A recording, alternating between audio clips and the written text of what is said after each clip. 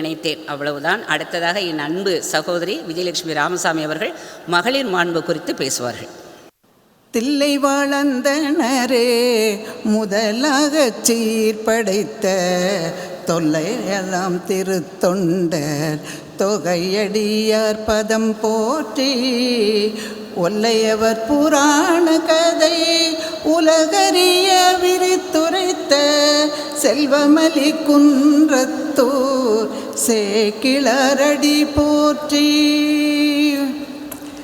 பெற்றோரை வணங்கி, பெரியோரை வணங்கி, குருவை வணங்கி, இறைவனை வணங்குகின்றேன்.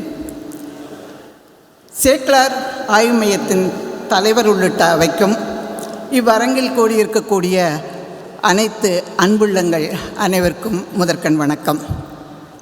சேக்கிழார் போற்றிய மகளிர் மாண்பு.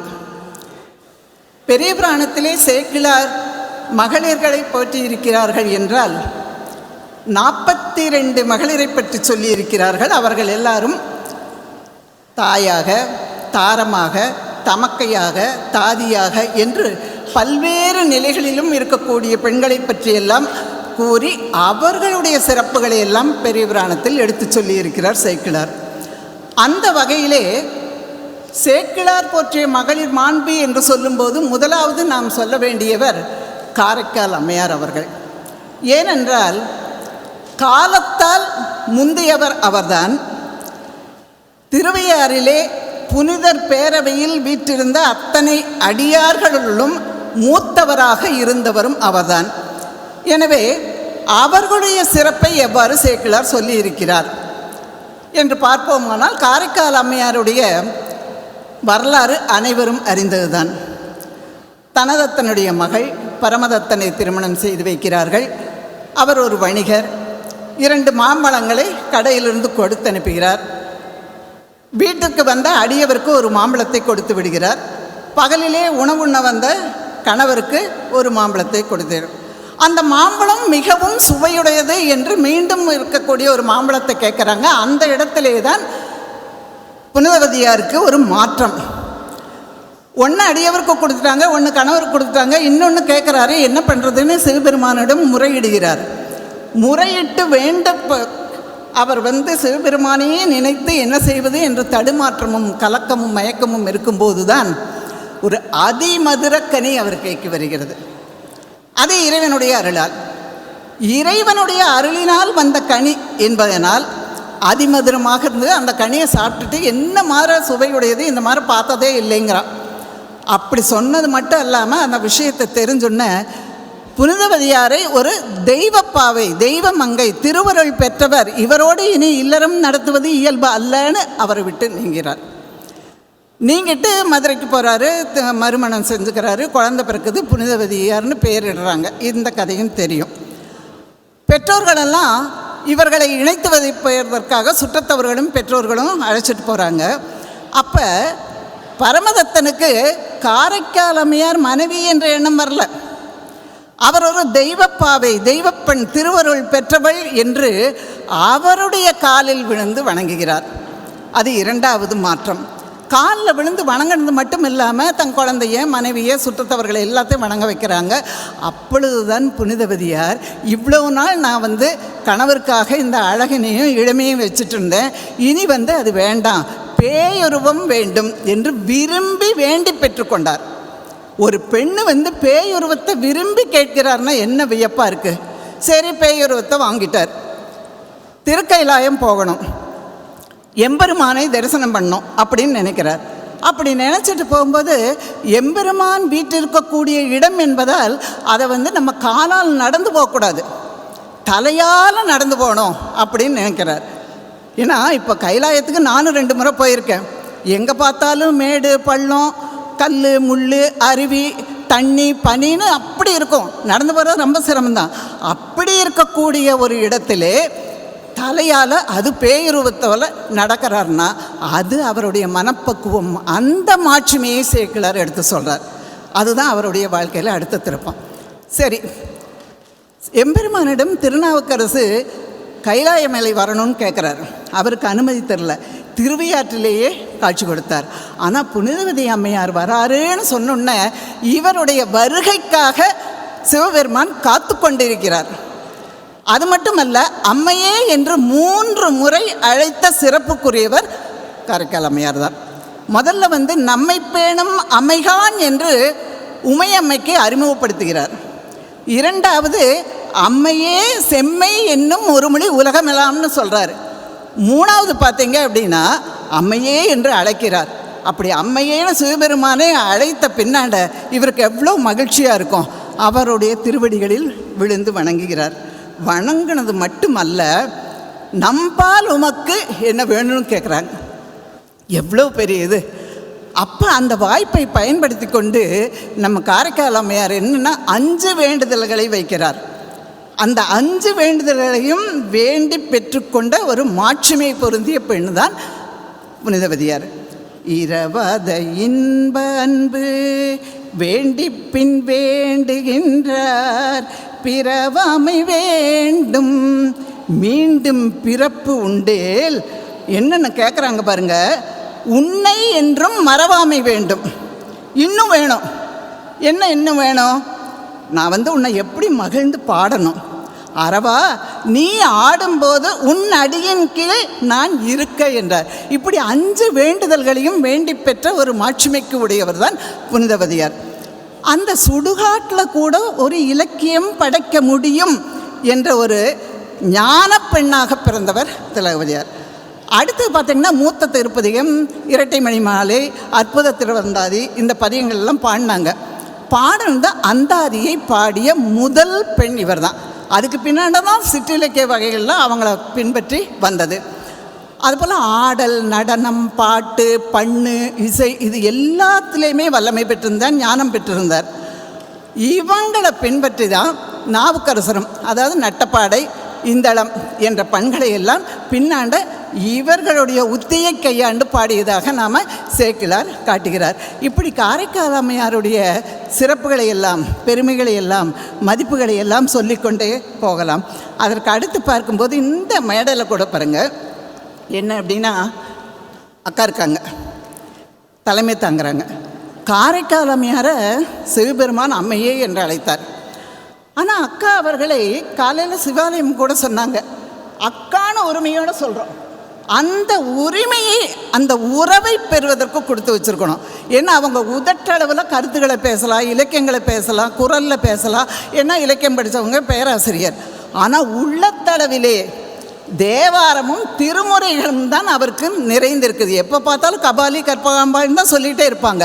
அப்போ அந்த தேவாரமும் திருமுறையும் நிறைந்திருக்கக்கூடிய அவர்கள் தலைமையிலே இந்த நிகழ்வு நடக்கிறதா என்றால், அதிலே நான் பேசுகிறேன் என்றால், அது நான் செய்த தவம், இறைவன் தந்த வரம் என்று சொல்லி மகிழ்கிறேன். அடுத்து சேக்கிழார் மாட்சி என்று பார்க்கும்போது மங்கையர்க்கரசியார், அவருடைய வரலாறும் தெரியும். மும்மடி சோழனுடைய மகள், பாண்டிய மன்னனுக்கு, அது கூன் பாண்டியனுக்கு திருமணம் செஞ்சு வைக்கிறாங்க. அவர் சமண சமயத்தை சார்ந்தவர், கூன் உருவம் தாங்கியவர். அங்கே போய் மங்கையர்க்கரசியார் தன்னுடைய சிவநெறி வழுவாமல், சைவநெறி வழுவாமல், கற்பு நெறியும் வழுவாமல் இல்லறத்தை நடத்தி வருகிறார் அரசியாக. அவருக்கு என்ன ஒரு மாண்பு அப்படின்னா, பாண்டிய நாட்டையே சைவமாக ஆக்கிய பெருமை அவருக்கு தான். அது மட்டுமல்ல, மன்னனையும் மாற்றிய பெருமை. ஆனால் இவங்க குலச்சிறை நாயனாருடைய அமைச்சரோடு கோயிலுக்கு போகும்போது அரசன் தடை சொல்ல.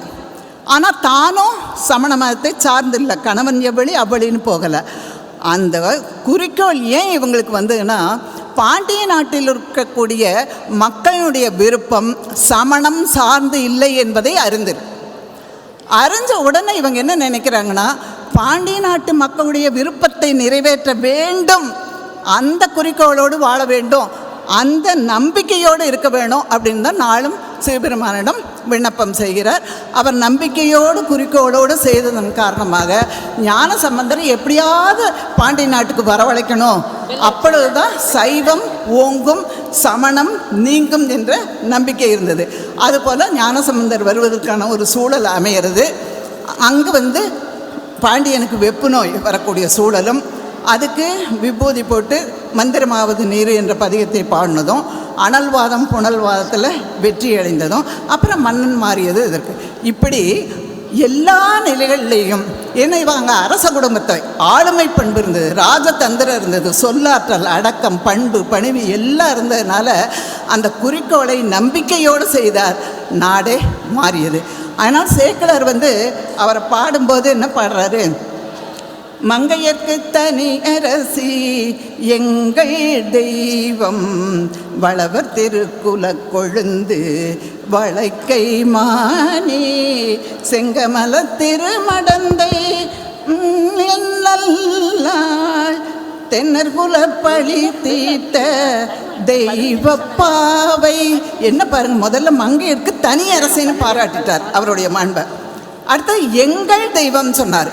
எங்களுடைய தெய்வம் மானிங்கிற இயற்பெயரை சொல்லிட்டு தென்னர்குல பழுதீர்த்த தெய்வ பாவை என்று கூறுகிறார் என்றால் அந்த இடத்திலே மங்கையர்க்கரசினுடைய மாண்பு தெள்ளன தெரிகிறது. சரி, அடுத்தது பார்த்திங்கன்னா 4 இடங்கள் மங்கையர்க்கரசியாரை பற்றி சேக்கிழார் பதிவு செய்கிறார் அவருடைய வரலாற்றை. எந்தெந்தனா நின்ற சீர் நெடுமாறனுடைய புராணம், மங்கையர்க்கரசியார் புராணம், குலச்சிறை நாயனார் புராணம், அடுத்தது நமக்கு ஞானசம்பந்தர். அதில் நிறைய பாடல்களை இப்படி 4 இடங்களிலே மங்கையர்க்கரசியாரை பற்றி அவருடைய சிறப்பை பற்றி மாட்சிமையை பற்றி சேக்கிழார் எடுத்து சொல்லியிருந்தார் என்றால் அவருடைய மங்கையர்க்கரசியாருடைய மாண்பை நாம் தெளிவாக தெரிந்து கொள்ளலாம். இப்படி மங்கையர்க்கரசியார் எப்படி நாட்டை மாற்றினாங்க அப்படிங்கிறதுக்கு முக்கியமான கருத்துக்களை எல்லாம் சேக்கிழார் பதிவு செஞ்சுருக்காங்க. திலகவதி தமக்கையை கேட்கவே வேண்டாம், தம்பிக்காக குறிக்கோள் மாறாதவர், தூண்டுதவ விளக்கணையார்னு சேக்கிழார் அவங்க சொல்கிறாங்க. எப்படின்னா தன்னுடைய தாயும் தந்தையை இறந்துடுறாங்க, கணவனாக பேசப்பட்டவரை இறந்துடுறாங்க, இனி எதுக்கு உயிர் வாழணும் அப்படின்னு நினைக்கும் போது தம்பி வேண்டுகிறார். அப்போ தம்பியார் உளராக வேண்டும் என்று வைத்த தயாங்கிறாங்க. தயாங்கிறது வட சொல்தான், ஆனால் கருணை, அன்பு இருக்கலாம், பாசம் இருக்கலாம், பற்று இருக்கலாம், ஆனால் அவர் மீது கருணை கொண்டதன் காரணமாக தம்பிக்காக உயிர் வாழ்கிறார். அந்த தம்பிக்காக உயிர் வாழ்வது மட்டுமல்ல, உம்பர் உலகை நிறுத்து 6 உயிர்க்கும் அருள் தாங்கி இம்பர் மனை தவம் புரிந்துன்னு சேக்கிழார் சொல்கிறார். இம்பர் மனை சரியை, கிரியை, யோகம், ஞானம் என்ற 4 சைவ நெறிகளிலேயும் தன்னுடைய வாழ்க்கையை அமைத்து கொண்டு சிவபெருமானிடம் வேண்டுகிறார். இடையிலே சமணம் போய்விடுகிறார் நாவுக்கரசர். அப்போ எனக்கு பின் வந்தவனை அந்த சமண படுகொலியிலிருந்து கொண்டு வந்து மீட்டு கொண்டு வரணும்னு நாள்தோறும் வேண்டுகிறார். இப்போ சூளை கொடுத்து தடுத்தாட்கொள்வோன்னு சிவபெருமான் சொல்கிறார். அதன்படி சூளை நோய் வருகிறது. அங்கே எல்லா வைத்தியத்தையும் பண்ணி பார்க்குறாங்க, பலிக்கலை. உடனே திலகவதியாரை நோக்கி வருகிறார். அவங்க வந்தோடனே, தம்பி வந்தோடனே நெத்தி நிறையா விபூதியை வச்சு சிவபெருமானிடம் கூட்டி சென்று அப்போ தான் குற்றாயினவாரி பதிகம் பாடுறாரு. அந்த நோய் தீர்கிறது. சலம் பூவிடு தூபம் மறந்துடுறேன், எப்போவுமே என்னுடைய நாவில் உங்கள் பேர் தான் இருக்கும் அப்படின்னு எல்லாம் சொன்னதை. அப்போ 4, 5, 6 திருமுறைகள் கிடைக்க யார் காரணம்னா திலகம். அந்த திலகவதியார் திலகம் வைக்காத திலகவதியாக வாழ்ந்து அவருடைய மாட்சிமையை நமக்கு விட்டு சென்றுள்ளார் என்று சொல்லலாம். இப்படி நிறைய மகளிரை பற்றி சொல்லிக்கொண்டே போகலாம். தாயாக இருந்தவர்கள் நம்ம கமலவதி சொல்லலாம், சுந்தரரை பெற்றவர், சம்பந்தரை பெற்றவர், அடுத்து எத்தனை கண்ணப்பனை, சண்டீசரை என்று இவர்களெல்லாம் அந்தந்த நிலையிலே எப்படி மாண்புடையவர்களாக இருந்தார்கள் என்பதைத்தான் சேக்கிழார் அங்கே பதிவு செய்திருக்கிறார். நிறைவாக ஒரு செய்தியை சொல்ல வேண்டும் என்றால், ஒவ்வொரு விஷயமே மானக்கஞ்சாரனாருடைய மகள், அதே ஏயர்கோன் கலிக்காமனுடைய மனைவி, 2 பேரும் ஒருத்தர் தான். இயற்பகை நாயனார், செங்காட்டு நங்கை, திருவங்காட்டு நங்கை, அவங்களுடைய இப்படி எத்தனை மகளிருடைய அற்புத செயல்களை எல்லாம், எந்த பொருளும் நம்முடைய பொருள் அல்ல, எல்லாமே இறைவன் கொடுத்த பொருள். அதனை நாம் இறைவன் அடியாராக வந்து கேட்டால் கொடுக்க வேண்டும் என்ற எண்ணம் வர வேண்டும் என்பதற்காகத்தான் இந்த காப்பியங்களிலே 63 நாயன்மார்களுடைய வரலாற்றை சொல்லி கொண்டிருக்கிறார்கள். சொல்லுவதற்கு ஏராளமான செய்திகள் இருக்கிறது, தாராளமாக சொல்ல நேரம் போதவில்லை என்பதற்காக பெரிய புராணத்தை படிப்போம், கருத்துக்களை அறிந்து மகிழ்வோம் என்பதை சொல்லி, இது ஆடி மாதம் எங்கே பார்த்தாலும் அம்மன் திருவிழா நடக்குது. ஜவுளிக்கடையில் பார்த்தா ஒன்று எடுத்தால் ஒன்று இலவசம், தள்ளுபடி அப்படின்னு. ஜவுளிக்கடை மட்டுமல்ல, நகைக்கடையில் இன்னும் எல்லா பொருள் வாங்கக்கூடிய இடங்கள்லையும் தள்ளுபடி இலவசம், தள்ளுபடி இலவசம் அப்படிங்கிறது வருது. ஆனால் இந்த ஆடி மாதத்தில் இந்த மண்டபத்தில், இந்த திருமண மண்டபத்தை திருமுறை மண்டபமாக ஆக்கி நூலகமாக எல்லாரும் புத்தக புத்தக ஆசையா இலவசமாக வச்சுக்கோங்க. இந்த அரங்குக்கு வாங்கலாம், எல்லாமே இலவசம்தான், தள்ளுபடி தான். 3 நேரம் சாப்பிட்ணுமா, அது இலவசம்தான். காது நிறையா செய்திகளை, பெரிய புராண செய்திகளை தெரிந்து கொள்ள வேண்டுமா, அது இலவசம்தான் என்று 3 நாட்களும் வாருங்கள். 25 நிகழ்ச்சிகளை கொடுக்கிறோம், எல்லாமே இலவசம்தான் என்ற முறையிலே சேக்கிழார் ஆய்வு மையம் இந்த நல்ல வாய்ப்பை கொடுக்கிறது என்றால் அந்த மையத்தை நாம் பாராட்டி வாழ்த்து மகிழ்வோம் என்று கூறி வாய்ப்புக்கு நன்றி கூறி விடைபெறுகிறேன். நன்றி, வணக்கம்.